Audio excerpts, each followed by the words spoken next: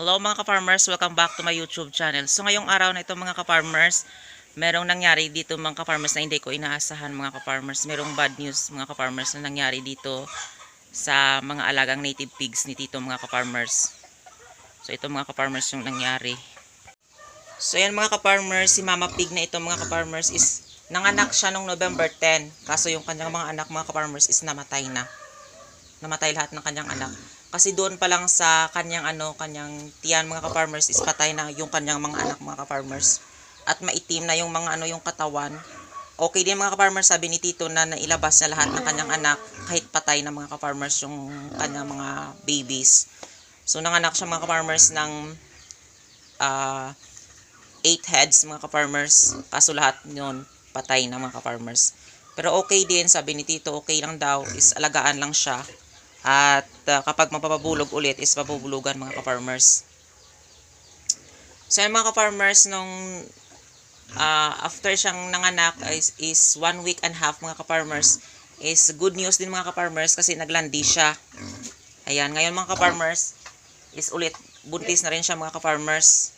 Siguro mga dyan sa mga 28, December 28, isang buwan na rin yung kanyang pagbubuntis mga ka-farmers. So ayan mga ka-farmers, kahit mahirap, pinoporsige ko mga ka-farmers na alagaan yung mga alagang mga alagang native pigs ni Tito. Kahit marami akong trabaho, nilinisan ko talaga mga ka-farmers.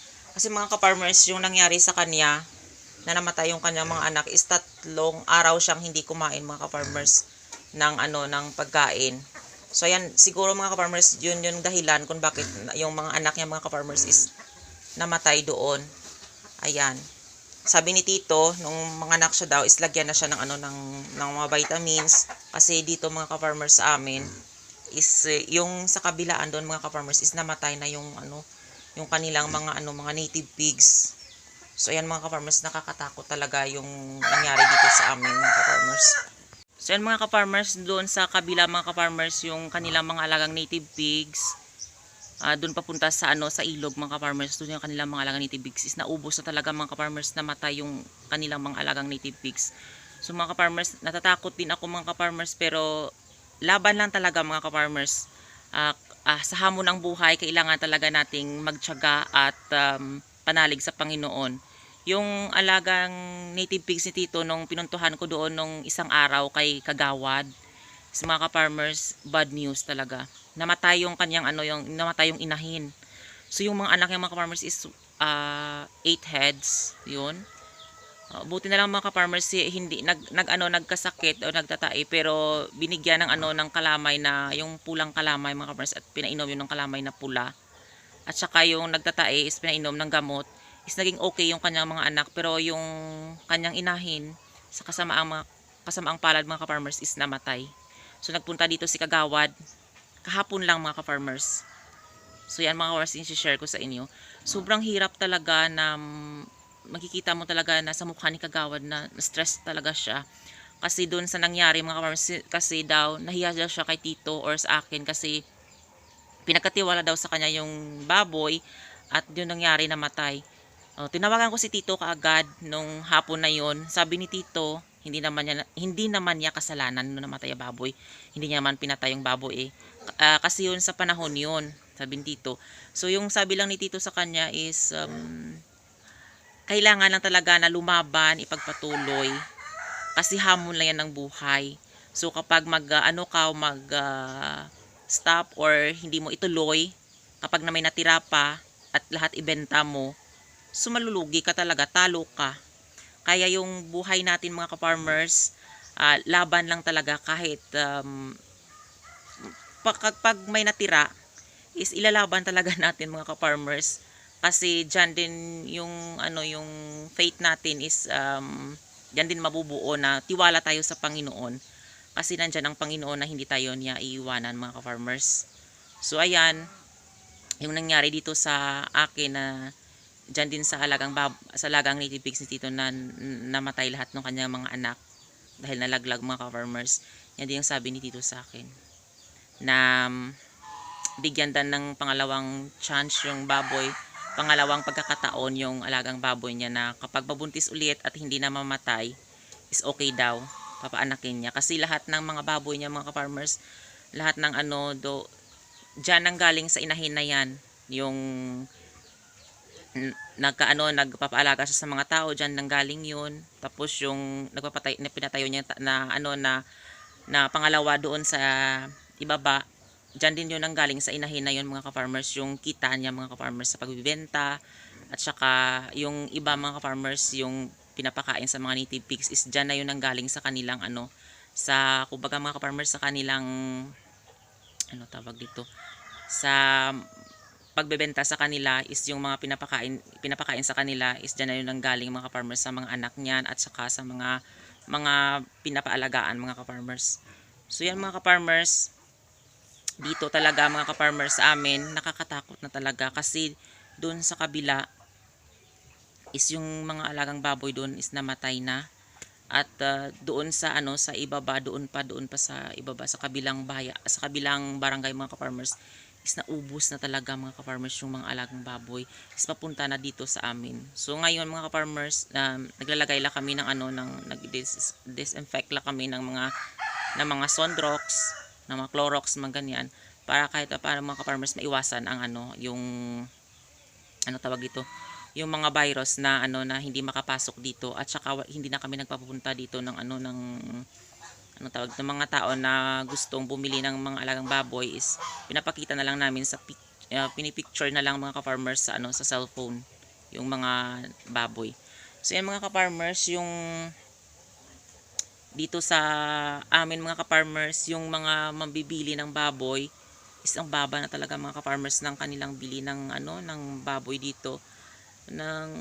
Siguro yung kilo sa ang live weight mga ka-farmers dito sa amin is 170 na lang mga ka-farmers. So mahirap. Pero doon sa sa bayan, kapag ibenta nila, mahal mga ka-farmers yung yung kilo ng baboy. So ayan mga ka-farmers. Ay nako.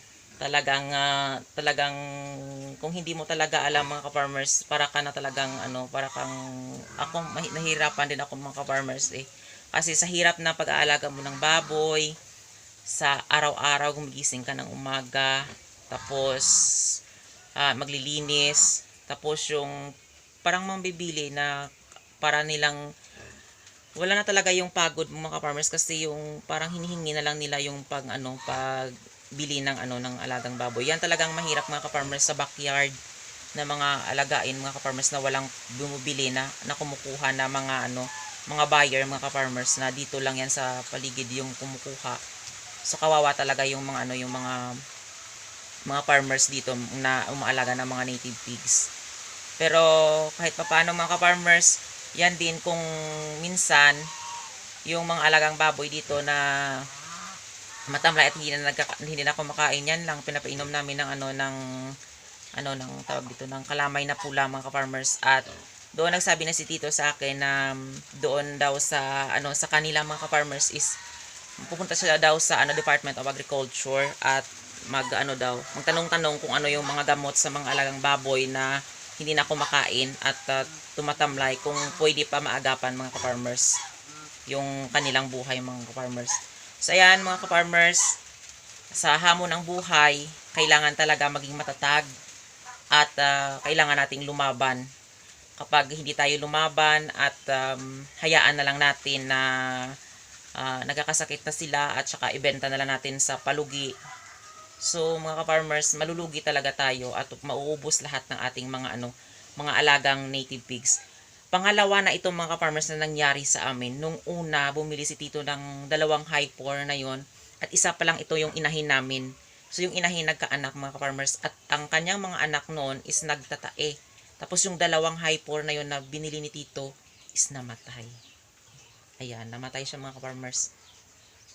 So mahirap talaga na kahit papaano mga ka-farmers, kahit hindi po ako nag-aalaga po ako, hindi po ako bumibili ng gamot, hindi po ako bumibili ng pagkain ng baboy. Pero maiisip mo talaga mga ka-farmers na yung hirap ng tao na nagbili doon, at yung hirap ng tao na para mabili niya yung mga baboy na yon at ipaalaga sa akin.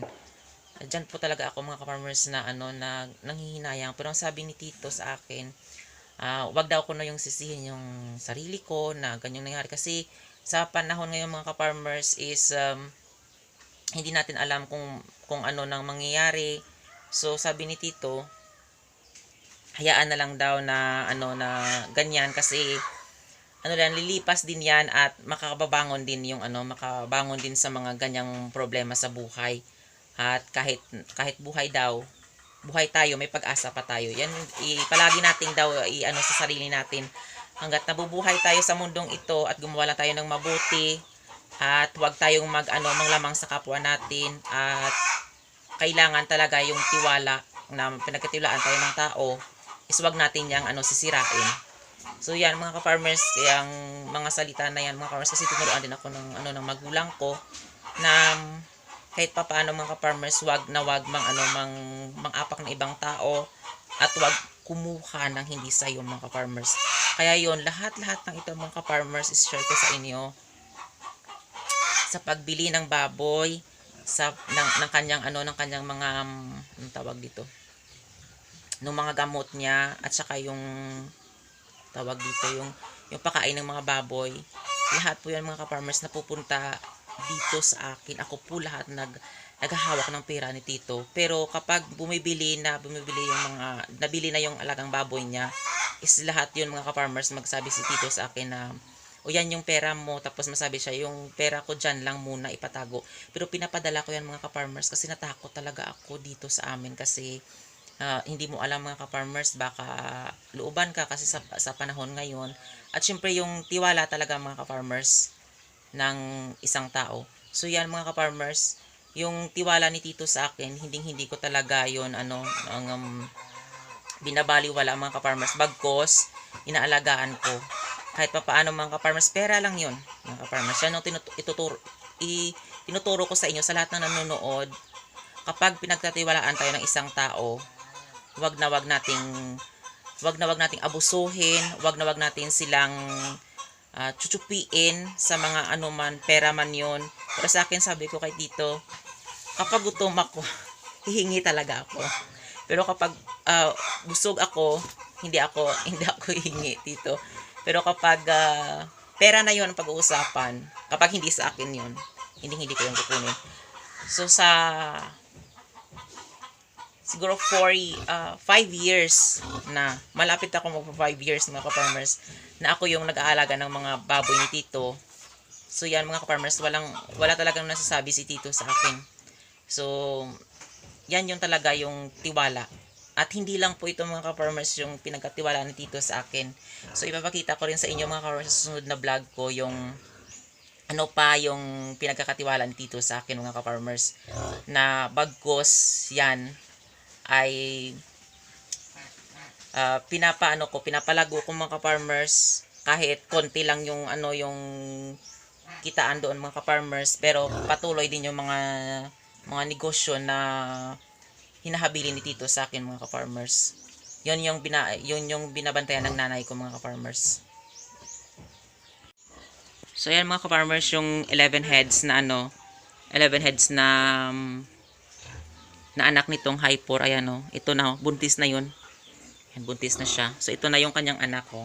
Di ba ang laki na, ayan. Pwede nang lilitsunin na. At ito sa kabila. Ayan.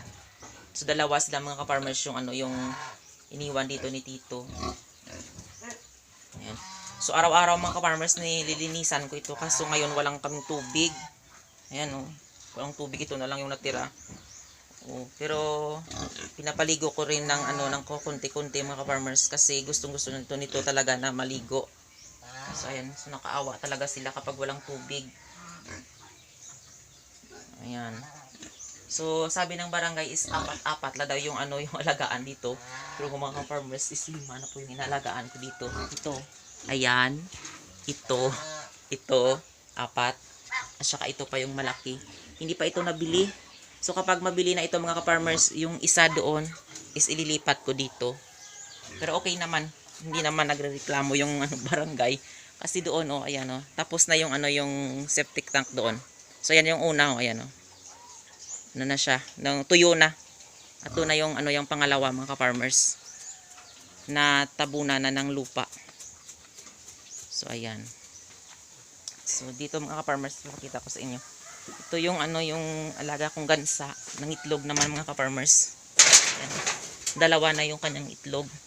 So nung isang araw mga ka-farmers, nung isang buwan, nung isang buwan mga ka-farmers ng itlog doon is 8 yung kanyang itlog, 8 lang yung itlog nila. Ito dito dalawa na. Yung 8 itlog na yun mga ka-farmers, binebenta ko dito ng 35 each. Ayan, 35 each ito. Pero yung 8 na yun mga ka-farmers, merong nagbili at inubos niya lahat. Kasi masarap daw yung itlog nito. At yung isa nito mga ka-farmers, sabi ng bumibili is tatlong itlog daw ng tawag dito, ng small na itlog ng ng manok na binibili sa palengke.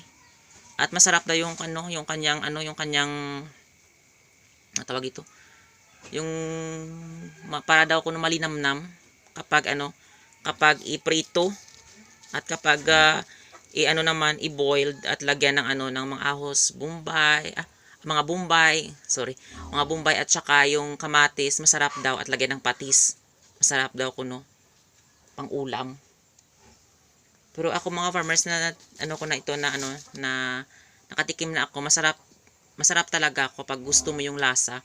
Pero meron ding iba na ayaw nila daw. Gusto lang nila daw kuno yung yung ibo-boiled lang, yung pakuluan lang sa tubig ba. Tapos yung iba ayaw nila yung prito daw kasi hindi daw kuno masarap. Pero depende rin sa tao na gusto. Pero mga ka-farmers, ito mauubos talaga ito kapag magsabi naman ako na meron na siyang itlog. Kasi mga ka-farmers, hindi ako nagpapaitlog dito. Nagpapapisa ng sisiw. Kasi ito pa yung yung kanilang bahay, hindi pa masyado na ayos ng mabuti. Kaya yung kapag umulan, yung tulo ng sin dito, ayan, pupunta dito mga ka-farmers. So ayan, dito.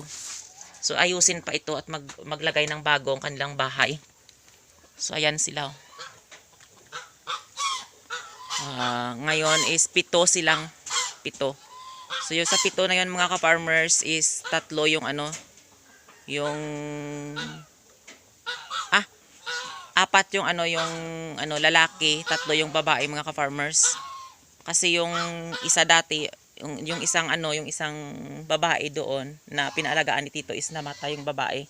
So sinuli na lang yung yung lalaki dito. Kaya yun 4 na sila yung yung lalaki.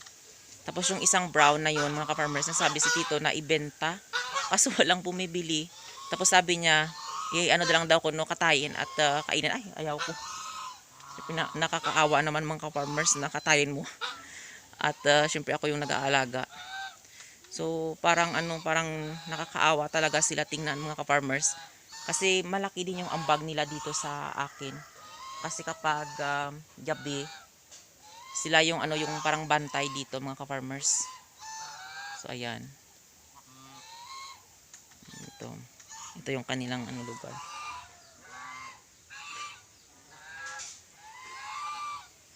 So ayan mga ka-farmers, yung pipe hindi na dugtungan kasi walang dalawang tindahan yung pinuntahan. Wala daw na ganyang kalaki.